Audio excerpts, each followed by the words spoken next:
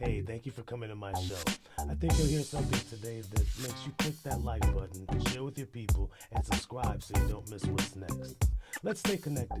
Tell me what you think in the comments. Hi, thank you for joining us here at Our Unseen Dads. I'm Lionel, your host, and today I have Brother Jordan Barnett. How are you, Brother Jordan? Pretty good, Lionel. Thanks for having me. I appreciate the opportunity to talk to you this morning. Looking forward to the conversation, authentic, genuine conversation. I'm doing fine, doing well. Thank you. Blessings. Thank you, brother. Thank you.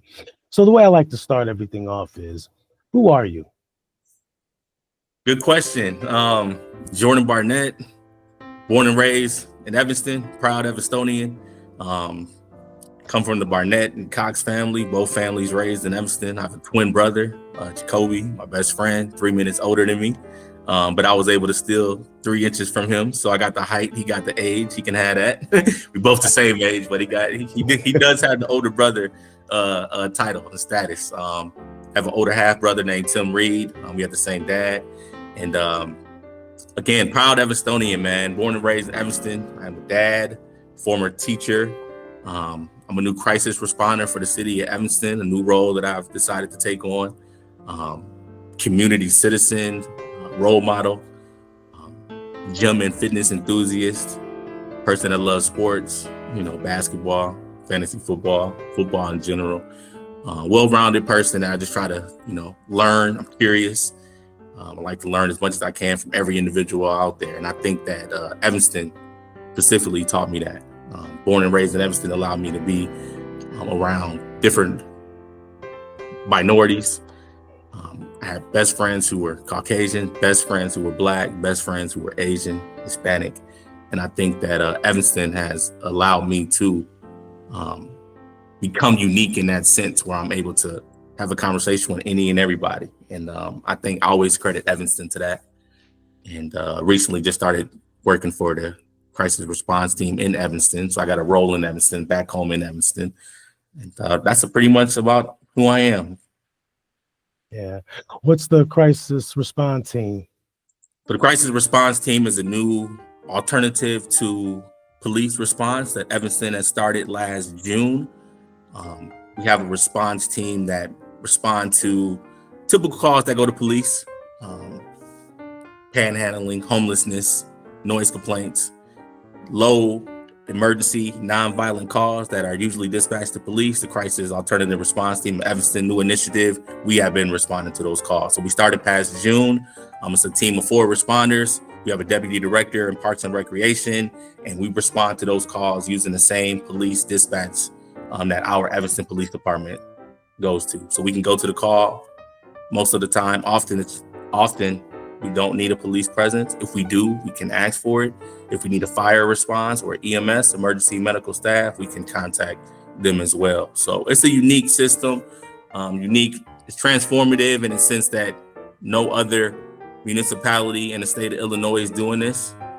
This is the first of its kind when it comes to alternative response. Usually some responses include a police officer and a social worker. This is the first of its kind where we are the first response without the police. So far, so good. It's being well received in the community. We're building that relationship with the Evanston Police Department. Great relationship there, as well as Evanston Fire Department. We've been pretty much on the ground, on the boots running, making our way within the community. So I'll probably be at Robert Crown later today. I can stop by at any time. Fleetwood, Jordan, the community centers. We go to all the businesses, local coffee shops, introduce ourselves, let them know who we are, because some of these calls are coming from these businesses and random homes, and we're attending to people who are very vulnerable and in their most vulnerable state at the time, people who are actually in crisis. And our goal is to reach them where they're at and then connect them to the services that can help them going forward.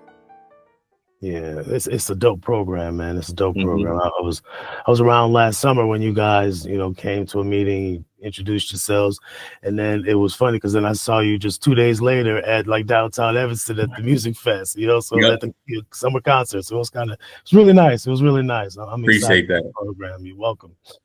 Who was your dad? My dad's Tim Cox, Cox family, raised 1908 Foster. He's one of, I believe, 9. Big family on the Cox side. Tim Cox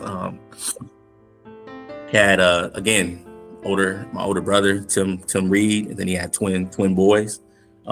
Twins in Evanston, you know, once you get that, that's kind of unique. We were like kind of like unicorns in the sense where a lot of people knew about the twins, and that was helpful because any adult that talked to me and my brother, especially back then in those days, it was respect there. It was a learning process there. It wasn't no talking back. It wasn't anything. It was all respect because they knew my dad, they knew my mom. They could always go back to them. They knew my family.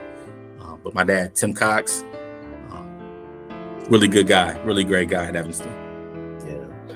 What have you learned from him? From my pops, man, my pops is a master when it comes to the gift of gab, they say. Master communicator. Great energy, a lot of energy. He's able to talk to anyone and everyone at any given time. I've always tried to take that from him. I've always been impressed by that. My dad, you know, he grew up in a tough time. His family came from Chicago into Evanston, and there were some things going on back then that took away a lot from a Black man, you know, growing up. He had to decide if he wanted to go, you know, which route he wanted to go, whether that was, you know, the street route or the educational route, or he had to make some tough decisions. I think a lot of those decisions were forced on him. They were external, product of the environment type of decisions. But I think he navigated really well. We started this conversation saying, you know, 53 years old, that's a milestone, that's a blessing. I believe at this time, my dad is 63, and we've had those conversations because he is one of the only ones that are still here with the guys that he grew up with. And that's a testament. He lost a lot of friends to violence in Evanston, violence in the streets, a lot of addiction, unfortunately. And he is one of the few who are still here. And we have conversations about that all the time. And I think that's a result of the decision making that he has made. You know, life can present you with a lot of things to throw you off your game, throw you off your square. But if you stay dedicated, stay committed, stay consistent and persistent with going through it, you can be here to enjoy the fruits of your labor, be able to spend quality time with your family, your loved ones. He's a granddad now, and yeah, he was able to make those decisions to be able to do so. So, as far as him personally, consistent, dedicated, comedian for sure. And, one thing I do remember about him, as far as growing up, he was always there to whatever capacity that could be. He was there. And not only for me and my brothers, but for a lot of my friends as well who didn't have the dads in their lives. So he would take us to the Evanston YMCA, 5 in the morning, 6 a.m. in the morning to play basketball, work on our skills. But before he did so, he put a book in our hand and a newspaper, and we would have to read in a circle before we could even touch a ball. And back then I didn't know what he was doing, but as a grown man now, former educator, a dad, a role model in the community for some of the things that I do, I can see what he was doing back then and why it was so important. So I always give him props for that. Yeah. And always appreciative of it. Yeah. What messages did you learn from him that you're teaching your children now? Family is important. Family is everything. The one message is you're always stronger together, you know, versus individual. Definitely. And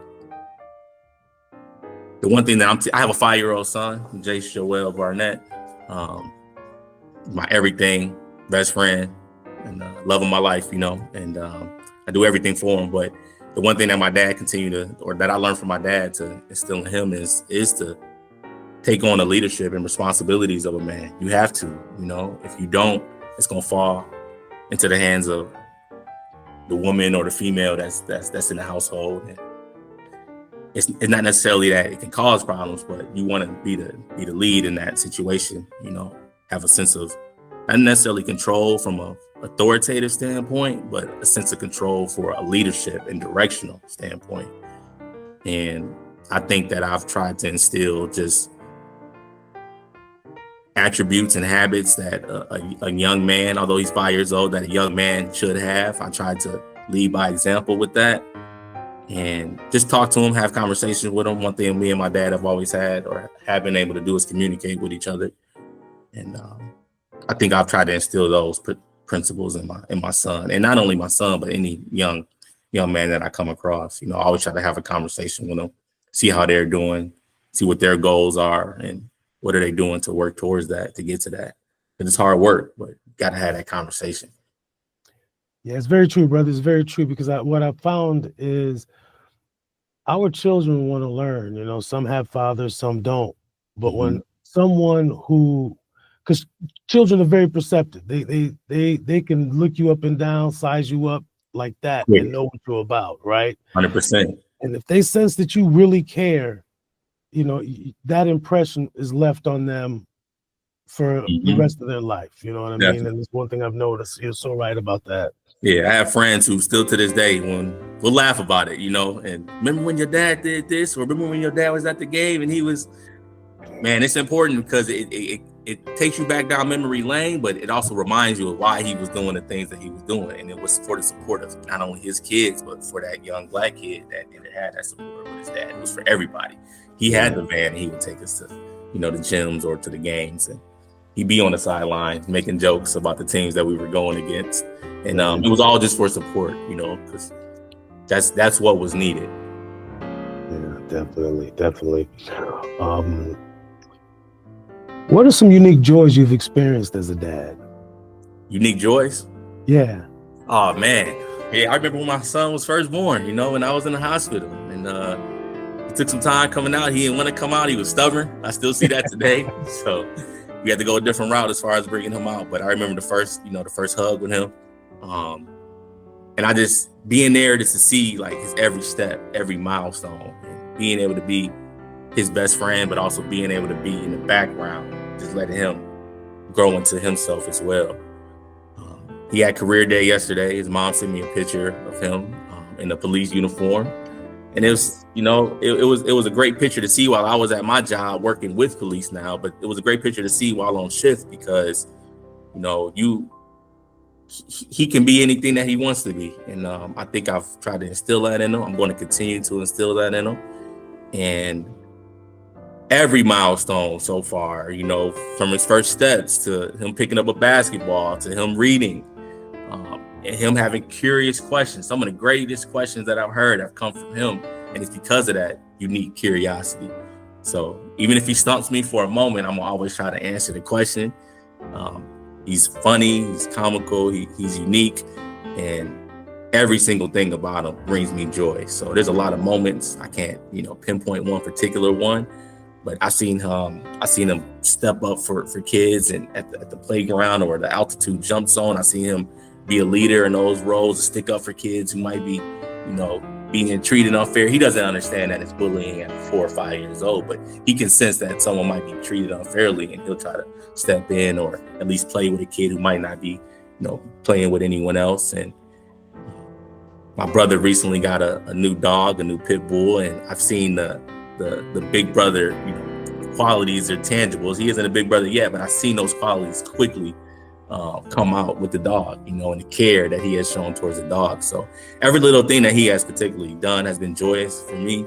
And I'm looking forward to continue to see him reach those milestones. So he's in kindergarten right now. He'll be graduating from there this summer and on the first grade. But I'm proud of everything that he has done so far. And that's what gives me the motivation to do what I need to do for him. Yeah, that's dope. That's dope. As a black dad, what is your greatest superpower? Greatest superpower, presence, I think. I think that's important. Being there, providing. You know, my son, me and his mom are co-parenting, and we have a good relationship co-parenting. And she's doing a phenomenal job as being a mom, and I'm supporting that in order for him to get the necessary things that he needs. And I'm going to work, doing what I have to do. But even in the sense of that, you know, providing my presence, being there, I think is a superpower. Having those talks with him, having those difficult conversations, having those fun conversations, but being there in the time, I think is everything. I think it's super important. Yeah. What are some of the biggest challenges you find as being a black dad? What kind of that too? You know, it's kind of interchangeable, because as much time as you want to be able to spend with them, you still have to go out and do what you need to do to provide and support. You know, so as far as that goes, I would love to spend way more time, but I understand that there's a need that needs to be met. Bills need to be paid, and I need to get to it, and that's what I'm going to continue to do.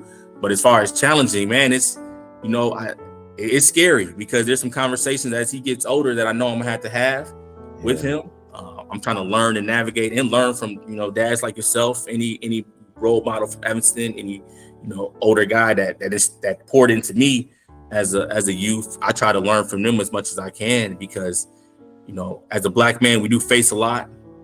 There are critical components in this society that directly affect us. So, and my son is biracial, half Black, half Mexican. So there's gonna be some conversations that I know that are going to be tough. So for me personally, just knowing when to navigate and have those conversations, I think are important for the ones that are coming up. I'm looking forward to them as far as finding out how to express it to him or how to teach him in these teachable moments. But yeah, as a Black man, definitely it's important to understand that he has a lot that he's going to face going forward. Being there to not just support him, but kind of guide him through that is going to take a lot of truthfulness, a lot of rawness, and a lot of understanding. So yeah, that might be a difficult component, but I think I got the support system that's going to be needed. You know, I established networks, and I can look through the screen through you, and I know I just found a brother that I can reach out to if I ever need anything in regards to some help. Man, it's difficult, you know, and any type of guidance. I've always been open book in regards to receiving that, and then I take that and I apply it where I can. So yeah. Which sort of leads me to, well, so you answered the next question. I'm gonna ask it anyway, but you sort of answered it, and I think you're on the right track with it. It's the communication. You know, how do you plan to discuss race and identity with your son, right? Definitely. And so I think you on the right track with that. You answered that. So I'm gonna ask you another question. Okay. How do you, so you're co-parenting, which, you know, there's nothing wrong with that at all. So, and as you well know, your son is your best friend, as you stated. How do you plan on showing him and having the discussion with him about how to treat a woman? Definitely. Because I'm sure he sees how you treat his mother, and like you said, you guys have a great relationship. So I could only assume that what he's seeing right now is, you know, spot on what it's supposed to be. But how do you definitely something, you know, you have to be truthful and honest and navigate it. There's some conversations that I've had with him, but he's not at that level yet to fully understand it. So a lot of my teaching is going to be like in the moment that he sees, you know, being respectful to his mom, having those conversations with him, his mom, his older sister who is by his mom, and having family moments, but also being truthful and honest, explaining to him that, you know, again, your decision making is going to be everything. And unfortunately, you know, I love you, your mom loves you, we love you. That's never going to change. Me and your mom tried to make it work. We weren't able to, but that doesn't mean that we can't continue to be a family in a sense of, you know, co-parenting and still having that love for one another. But again, my modeling right now is to just show him that everyone isn't perfect. You know, some things don't work out, and your response to that is everything. Though you can continue to fulfill the responsibilities that you have, you can continue to make the best of that, and that again comes with truthfulness and honesty and communication. So right now it's a lot of just modeling in the moment. I'm not specifically saying, hey, this is what I'm doing. It's more so showing him in the moment that, hey, I still have love and respect for your mom. I'm always going to be. That's how it's always going to be. That's what brought you here, you know. Unfortunately, it didn't work out, and that's okay. But this is how you know, pivot and make better decisions going forward. But I plan to talk to him about is, you know, take the time necessary to find that unique person, because that person is going to be everything for you. You know, have those conversations, experience things, plan and set everything out together. And if you have any questions, you can always ask me. But the goal is, you know, to be that family man and provide that structure for the ones that you bring into this world. It's important. It's everything. So. Yeah, definitely. Oh man, I had a question, and then your answer was so beautiful. Get distracted, Appreciate it, man. Yeah, the Just felt communication part is everything, and I'm still yeah, learning it myself. You know, I'm 36. I'm young, 5-year-old, my first child, and I'm learning as well, man. So I yeah. appreciate the questions. Yeah, you brought it right back to me. So you're a young father, and Mhm. your son's 5 years old. So you about 5 years into the game, right? Mhm. What advice would you give to a father who's expecting a baby soon? What Gotcha. advice would you give them? For the new fathers, I've got some friends that's coming into that role. The advice is, I don't want to be cliche and say like cherish every moment, but every moment matters. It does, and I noticed my son picked up a lot on me just by what I've done. Again, a lot of the learning hasn't been just verbal learning through verbal communication. I think he's picked up on something just by what he's seen me do. And I think that it is truth in the statement that your child is always watching, always. And the sooner you recognize that, and it's okay, because you have to be vulnerable, you have to continue to be yourself. But just be mindful of that. You're gonna love every single moment of it. The second that young child is here, especially looking for a healthy baby coming out of, at first, and whether boy or girl, but we all want that boy. I thought I was gonna have a girl at first. But for new dads, just cherish every moment and love every moment. Will the Yeah. stigma of Black dads not being involved in their children's life ever disappear? Would it ever disappear? Good question. And I'm gonna answer this honestly, because it's twofold to me. Because I'm surrounded by a lot of Black dads that are present and are there. Now, whether the communities or powers that be know about it, I don't know, and that's possibly by design. So as far as the stigma always being there, that could be true. But from what I understand and what I know, there are some dads that are unseen and are doing the work. So it's gonna take it to go from being unseen to being seen now. And whether that's us broadcasting it, doing initiatives and endeavors like this, and sharing that's important. I have a book club called Black Sunrise, started by Black dads in the city of Evanston. I started or co-founded this program when my son was just born. So I helped out this initiative knowing that I was going to be talking to all young Black kids from 3rd through 8th grade well before my son would even get into the program. But also, again, it's something that is being done, but probably not broadcast to the extent in which it needs to be broadcast. So initiatives like this, so like Black Sunrise, our Unseen Roots, there are Black dads doing the work and putting the work in, and it's going unnoticed. But I think we have to continue to broadcast it and share it, because once it is shown and showcased, people love it. People love hearing about it. They try to, support it as much as they can, and it combats the stigma of there's no Black dads doing anything or they're not around in their lives. But from my perspective, I've seen Black dads can volunteer and coach, and some of my closest friends who are Black dads, they're in their children's lives, they're present, they're doing the work, and a lot of them are volunteering and helping out their kids who aren't their kids. And I think for us to erase that stigma, continue to do the work, which is important. We can't stop it. As difficult as it might get, we have to stay consistent with it and continue to be unique and creative as far as to how we're going to get it out there, but also continue to support one another as well. So I think that's important as well. Us as Black men continuing to support one another, help each other out, and grow from there. So I think it's a myriad of different ways to combat that stigma. But I think what we're doing is one of those ways right now. So we can continue to do that. It's important. Thanks for watching. I hope you enjoyed the show. Please like, share, and subscribe. Until next time, stay connected.